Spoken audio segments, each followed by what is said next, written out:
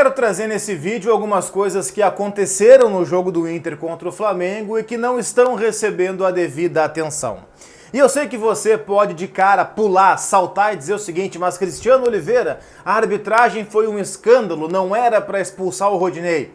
Tudo bem, eu concordo, tá? Mas isso todo mundo já disse, eu quero ir além. Aliás, eu fui um dos primeiros a dizer isso na transmissão da jornada, eu estava comentando o jogo e de imediato saltei para dizer que não era lance de cartão vermelho, era lance para cartão amarelo, a expulsão foi um exagero, a expulsão mudou o jogo. Tudo isso é verdade, só que isso todo mundo já disse, eu quero ir além.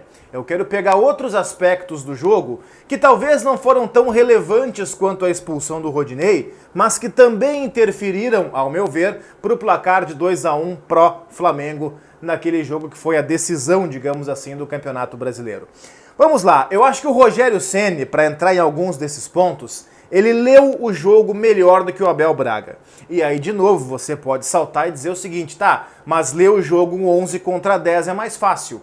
Tudo bem, é verdade, eu não discordo disso, mas nós estamos cansados de ver no futebol um time ter um jogador a mais e não conseguir tirar proveito disso. Cansados, acontece a toda hora. O Flamengo conseguiu tirar proveito. O que é que fez o Rogério Ceni no instante em que o Rodinei foi expulso? E de novo, foi mal expulso, foi um exagero, tá?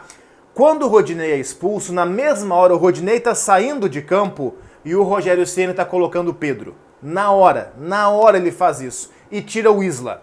Sabe o que é que ele faz? A saída de bola do Flamengo é dada com 3 jogadores. Não tinha o William Arão, mas ele manteve esse modelo. Ele inverteu o lado do Rodrigo Caio, ele deixou o Rodrigo Caio para a direita, o Gustavo Henrique por dentro e o Felipe Luiz como um lateral base ou como um zagueiro mais fixo pela esquerda na saída de bola, tá? E o Isla como um ponta pela direita. Quando o Pedro entra no lugar do Isla, ele puxa não para a lateral, mas para uma espécie de ala, para buscar essa bola pela direita, o Everton Ribeiro. E aí o Rogério Ceni dá o pulo do gato. Aí ele enrola o Abel, aí ele deixa o Abel perdido. Porque o Abel, sem ter o seu lateral direito, ele se vê obrigado a colocar o Heitor. Paciência, não tem o que fazer. E tira o Praxedes, que eu também não acho um erro. Naquele momento, o Abel não podia abrir mão de velocidade, então ele não podia tirar Yuri Alberto, Caio Vidal, por aí vai. Tirou o Praxedes, tá? A questão é que ele deixou de ter o Dourado entre as linhas do Inter. O Inter com 11 joga com 4 defensores, o Rodrigo Dourado, mais 4 e o centroavante na frente. Com um jogador a menos, ele se defendeu em 2 linhas de 4 com um cara na frente. Ele perdeu aquele 1 que é o Dourado. O Dourado precisou se alinhar com o Edenilson. E o que é que o Rogério Ceni fez inteligentemente? Colocou o Pedro, deixou o Pedro na referência junto com o Gabigol, ou Bruno Henrique variando, e puxou por trás deles o Gabigol ou o Bruno Henrique que faziam essa variação, mas o Pedro fixo na área. Isso fez com que o Inter perdesse a sobra. O Inter tinha antes Zé Gabriel, Lucas Ribeiro e Rodrigo Dourado, pegando Gabigol, Bruno Henrique e um na sobra. O Rogério Ceni eliminou essa sobra do Inter e o Abel não percebeu. O gol da virada do Flamengo, por exemplo, é assim. É um erro de passe do Rodrigo Dourado. O Flamengo inicia rapidamente a sua transição. O Heitor acompanha até o meio do caminho. O Arrascaeta fecha. O Inter não tinha essa sobra, então o Arrascaeta passou a ter liberdade e encontra por trás da zaga, no facão, o Gabigol, que entra cruzado para finalizar e fazer o gol. O Abel Braga não percebeu esse movimento. Ele demorou a perceber esse acontecimento. Quando o Flamengo vira o jogo, o que faz o Rogério Ceni? Bom, virei, consegui o que eu precisava. Agora coloca de novo o lateral direito, aí ele coloca o João Lucas, já havia entrado o João Gomes, que era o volante, no lugar do Diego machucado. Aí ele põe também o João Lucas, volta a compor a sua linha de 4 e espera o Inter, porque a obrigação passa a ser do Inter. E o Flamengo no contra-ataque desperdiçou várias chances no final do jogo, inclusive um gol anulado marcado pelo Pedro no lance discutível, que eu não vou entrar porque também já foi bastante debatido. Outra questão, e para finalizar, que pouca gente está falando ou dando a devida importância, e eu estou frisando bastante porque eu acho que é algo muito importante para o jogo. As trocas do Abel não foram boas, tá? Essa de colocar o Heitor no lugar do Praxedes, beleza, compreensível, também teria feito, ali não tinha o que fazer, o Abel estava ali de mãos amarradas. Só que depois, precisando buscar o empate, mesmo com o jogador a menos, Eu esperava que o Abel tivesse um pouco mais de ousadia, como ele já teve no Grenal, por exemplo. E aí você vai dizer, tá, o Grenal era 11 contra 11, beleza, mas o Inter perdia o jogo em casa até os 45 do segundo tempo, e o Abel colocou o Abel, né, o seu xará, o Abel Hernandes, como centroavante, brigando pela primeira bola, inclusive fez um gol assim, e mesmo que não ganhasse a primeira bola, prendia o zagueiro na área e jogava pelo rebote. Faltou isso no Inter contra o Flamengo. As trocas que o Abel fez, quando ele põe o Galhardo, por exemplo, ele põe o Yuri Alberto na meia direita, havia saído o Caio Vidal. E depois ele tira o Yuri Alberto para colocar o Peglov. E aí tira pela esquerda o Patrick para botar o Maurício. Quer dizer, ele troca um pouco a característica, mas mantém tudo no mesmo lugar. E o Inter precisava de mais do que isso. O Flamengo, naquele momento do jogo, ele estava com toda a sua defesa reserva. O goleiro reserva, o titular está machucado, que é o Diego Alves, estava jogando o Hugo no gol. O Isla já havia saído, estava o João Lucas na direita, reserva.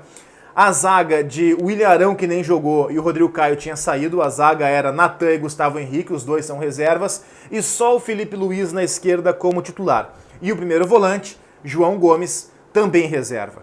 Era o sistema defensivo todo reserva do Flamengo. Ali o Abel tinha que enfiar o Abel Hernandes na área e ficar com Thiago Galhardo ou Yuri Alberto brigando pela segunda bola.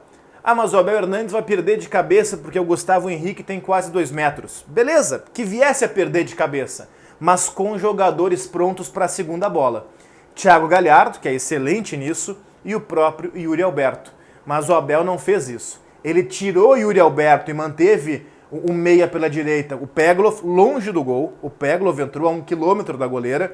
E o Maurício no lugar do Patrick. O Maurício é um jogador que até agora tem se mostrado sem sal. Ele entra e não acrescenta. Ele entra e fica ali. Ele não tem um acerto, ele não tem um erro, ele fica ali parado. Tá? Esse é o Maurício. Não acrescentou em nada. Então eu vi alguns erros pontuais e importantes do Abel, tá? Nesse jogo. Acho que o Rogério Ceni, ele leu o jogo muito melhor do que o Abel. E, gente, de novo, você deve estar mais uma vez pensando, o Cristiano Oliveira não vai falar da arbitragem? O título do vídeo já remete a isso, tá?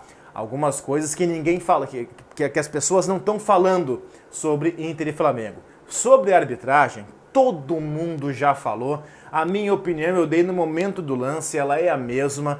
Foi um exagero a expulsão do Rodinei. A expulsão do Rodinei mudou o jogo. A partir dali o jogo se desenvolveu de uma outra forma. Só que isso todo mundo já falou, tá? Eu vou ser mais um na multidão. Eu quero pegar o jogo por esses outros aspectos, tá? Que daqui a pouco até não foram tão importantes quanto a expulsão. Pode ser. Mas eles também ajudam a explicar essa derrota do Inter no Maracanã. O Flamengo é mais time? É mais time. Mereceu ganhar? Mereceu ganhar. Individualmente, o Flamengo tem jogadores melhores que o Inter, talvez em todas as posições, ou quase todas. Mas tem um duelo que o Inter levaria vantagem. E o Inter não explorou. Patrick contra Isla. Quando o Patrick esteve em campo, durante 80 minutos, pouquíssimas vezes ele foi explorado. E quando ele foi explorado, ele ganhou. Tem um lance que ele passa por 3, inclusive, e entra na área. O Inter explorou pouco esse lado do Patrick. Ali é uma questão de Abel Braga também. Eu vejo que o Inter também precisa olhar para dentro dele e fazer essa meia-culpa. Observar que ele também cometeu alguns erros que foram importantes. Talvez o Inter não vencesse o jogo, talvez não. Mas por que não imaginar que pudesse buscar o gol de empate? No Grenal, por exemplo, o Abel fez isso, especialmente com o Abel Hernandes de costas, e conseguiu até uma virada, de tanta pressão que ele impôs, mesmo que no abafa, para cima do Grêmio. Poderia, e não aconteceu. Para mim, o Abel cometeu esses erros que precisam ser ditos também para o torcedor do Internacional. E se você chegou até agora, até aqui, a esse momento final do vídeo, imagino que você tenha gostado, então fica o convite para que você se inscreva no canal. Tá abrindo uma arte aqui, você clica, se inscreve no canal, ativa o sininho de notificações e aquele like para deixar sempre no vídeo. Para agora, dá um like, porque isso ajuda bastante aqui o nosso canal. Valeu!